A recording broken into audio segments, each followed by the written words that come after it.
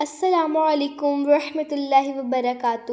اعوذ باللہ من الشیطان الرجیم، بسم اللہ الرحمن الرحیم۔ رب اشرح لی صدری ویسر لی امری واحلل عقدۃ من لسانی یفقہوا قولی۔ رب یسر ولا تعسر وتمم بالخیر وبک نستعین۔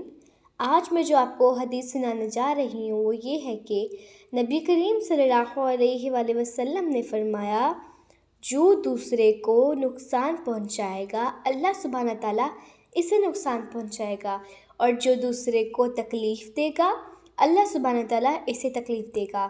سنن ترمذی 1940۔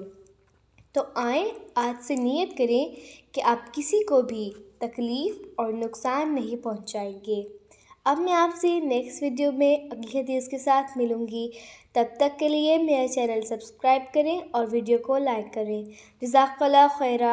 السلام علیکم ورحمۃ اللہ وبرکاتہ۔